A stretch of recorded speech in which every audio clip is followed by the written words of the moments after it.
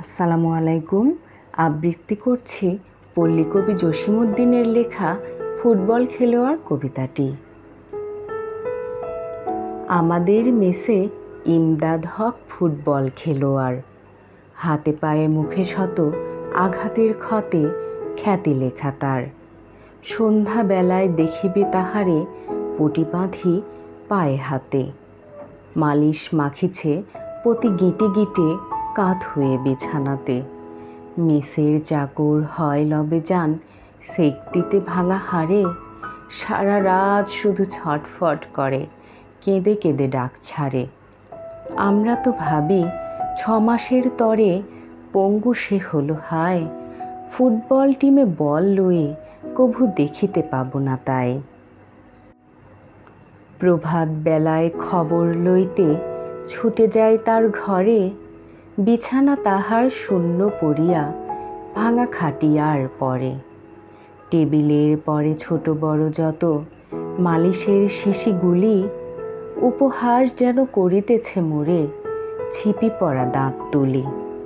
সন্ধ্যাবেলায় খেলার মাঠেতে চেয়ে দেখি বিস্ময়ে, মোদের মেসের ইমদাদ হক আগে ছুটে বল লয়ে।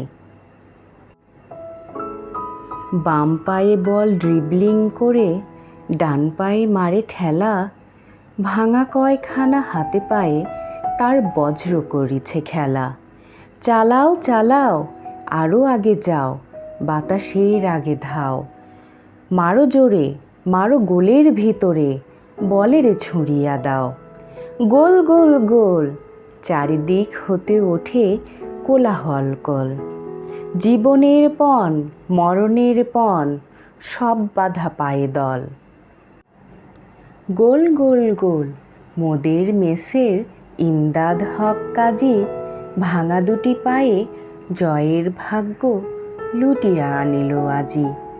দর্শক দল ফিরিয়া চলেছে মহাকলরব করে, ইমদাদ হক খোঁড়াতে খোঁড়াতে আসে যে মেসের ঘরে।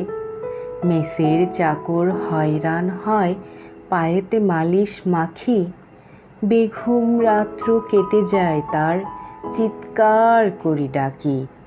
সকালে সকলে দৈনিক খুলি মহাকলরবে পড়ে, ইমদাদ হক কাল যা খেলেছে কমই তা নজরে পড়ে। ধন্যবাদ।